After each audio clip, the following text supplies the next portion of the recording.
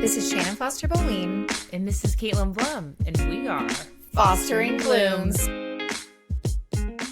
So it is January, which means we have a fresh slate of monthly to-dos. That's what we're going to talk about in this little mini episode. So we're going to give you the rundown of what tasks you should be focused on this month for both vegetables and flowers, right? Mm-hmm. Okay, number one up on the list is to organize and order your seeds. Now, for me, Caitlyn knows I am a little bit of a nerd. I have my little seed box.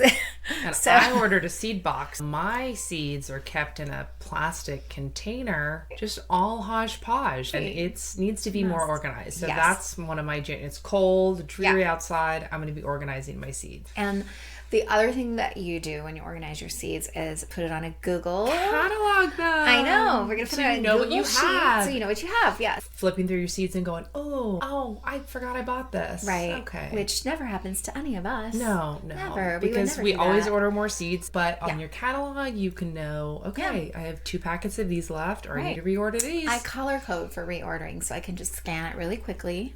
And I always write in a column next to it where I got it. Because I have a few places that I go to, but I don't want to have to figure out which place. Where did I buy this? This variety did really well. Order this again. Yeah. You throw the seed packet away. I'm a seed packet hoarder. I kept them all. And you said that that's not a good idea. No. And you can refer to your spreadsheet. Recycle them and then refer to your spreadsheet. Recycle. Yes. That's right. There are plenty of seeds you can still order. That's the good thing. And I would say we could have added things in like dahlia seals or dahlia, however you want to say it. I'm going to say it 10 different ways. But anyways, dahlia tubers are going to go on sale a lot of places in January. A few places have started already, so be on the lookout for things like ordering your potato seeds, ordering your onion starts if you're going to get onion starts. We need to do both of those. We need to do both of those. And then dahlia tubers as well. Mark your calendar for that because that happens in January. And you don't want to miss those things because you want the best pick, right? That's right. You don't want to be sold out. So next.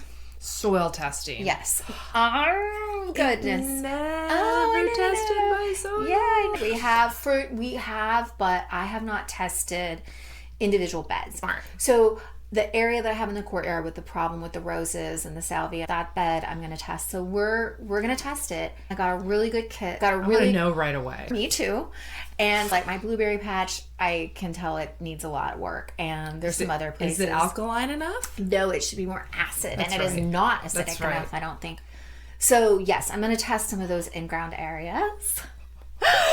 And we're going to figure it out. Here in East Tennessee, we have very red clay. We have to amend a lot with grit and... But you know what? I think I would rather have clay. I would too, instead of sand. Yeah, it's easier. Agreed. So I'm sorry if you have sand. I'm sorry. But we do But you still can love grow capers. Yeah, and you should still listen to us. Oh my God, yes, you can grow capers. I'm going to tell you guys. Okay, next up is we are in the process of this together. We're working on this as creating a map. I actually have always mapped, and people in the 90s made fun of me for mapping my garden. They thought I was ridiculous. I have to work on it though because I've expanded it. So I don't have a map for the new areas. I've got to redo my map. You're making your map. A really good idea is you can go on Google Earth. Yes. Take screenshots of your home and you can draw out your beds. I mean, you'll have the shadows in there from the darker, lighter places, but that helps you not have to draw your home to scale or whatever, and you can do the beds, or, blah, blah. So that's a good place to start. Then you can also use trace paper. Yeah. And you can draw like 6 seasons, like 6 of those. Seasons, yeah. And then you map it out, and then you can hand write in what you're going to layer them on top and be like, this is going to go on top of this for our succession planning. Yeah. So anyway, so that's something we definitely will be working on, and it will probably take the whole month, even go into February if I'm honest. We probably will. I'm growing a lot of beans this year, so that's going to be interesting. We're going to be bean bitches. Oh, we are going to be bean bitches. So true. Yes, it is. All right, number 4. Pruning. Yeah, any fruit trees or bushes. So I don't have a ton of fruit trees. General. Yeah, I mean, well, it depends. You're right. I was probably a little bit late because before Christmas, I pruned my entire front area. It looks really good. It does look really good, though. Except for the hydrangeas. I did leave flowers on there. Okay. Roses, such a debate. You prune in November and December. You prune any whippy canes that can get cause it to root rot. Too late. No, you're but not. I did It's fine. They'll be fine. But I did them, and they look really cleaned up. But here in March, you got to do a deep prune on your rose bushes anyway. I'm gonna get in there real hard. Yeah, so anything that you did is fine. I have a couple espaliered apple trees, which an espalier is basically where it's like trained, right? So it's trained into a shape. So these are just really simple 3-tier trains. I kind of honestly missed the first prune because I've never grown apple trees before. Should that have been? It should have been earlier in the year. So Ooh, I'll be more of an expert next year. Yes, because you prune it twice. Yeah, the second prune though is going to help keep its shape. I'm learning. So I will be more of an apple expert. I did actually fertilize last year. But were you nervous because they were new?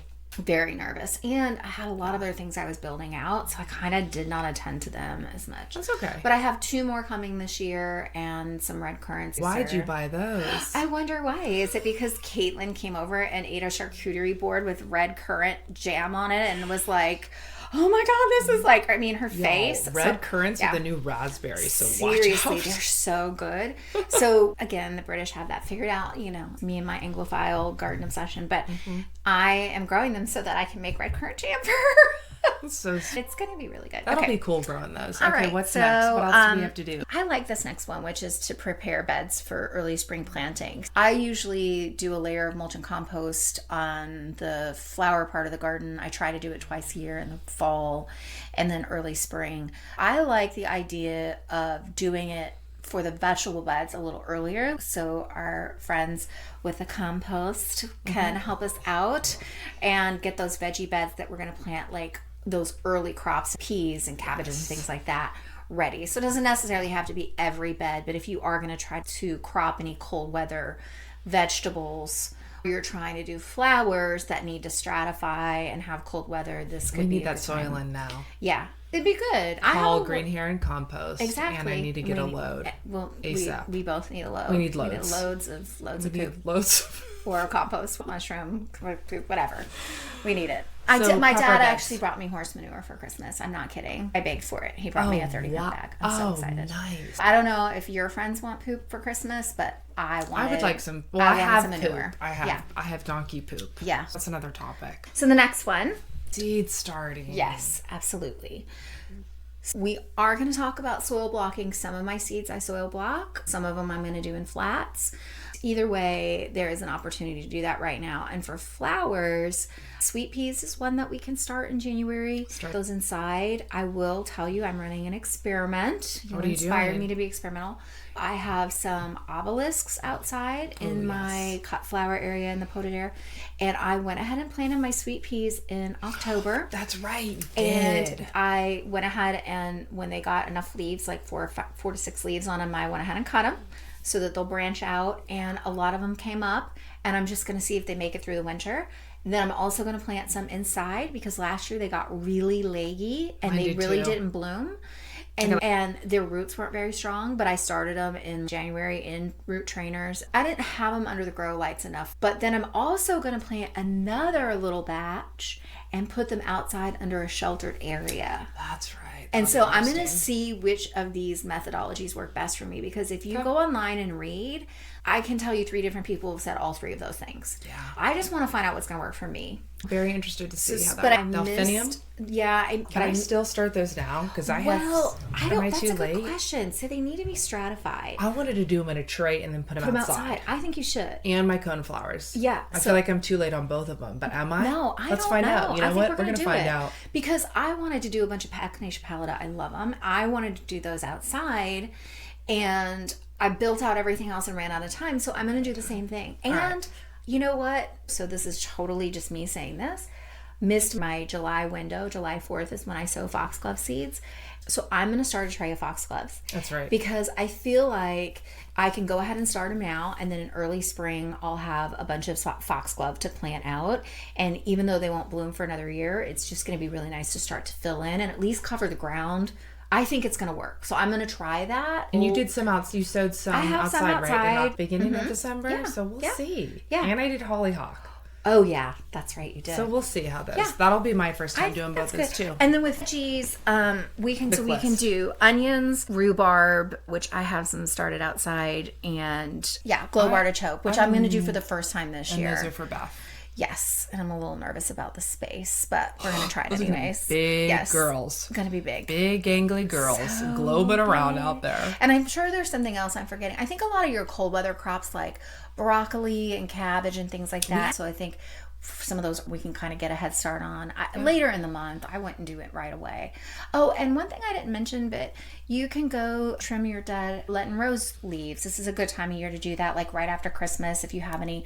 If you don't do it, they'll be fine. January sounds really busy. Oh, yeah. And we still have time to plant bare root plants. So like bare root shrubs and trees and vines. I will tell you this is the best time of year, and I need to get on it to plant that yew and even boxwood and you have some lilac coming. Some lilac. Yeah, those are all things that you can do in these cooler months. Not to mention, I still have garden cleanup. So much to do. I don't take everything down, but my tomatoes literally produced until the week before Thanksgiving. They were unbelievable. And we're going to do a tomato episode. Yeah, I've got to go pull my vines down off. So it's a busy month. It is. And we're not even in spring or fall. No, we're not. But there's a lot to do. I know. I think fall is busier. It's good though. It's exercise. It's exercise. And staying busy, busy person is I love it. Staying out of trouble. Oh my God. Trouble. Have we ever been in trouble before? No, never. Okay. All right. Well, that's it, I think. That's January. Wow. Oh, Lord. All right. Let's go get working. Okay. Let's go. All right. We'll see you in the next one. Bye for now. Bye.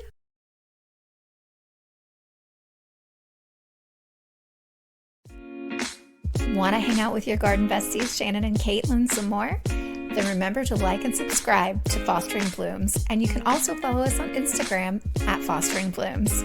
See you in the next episode.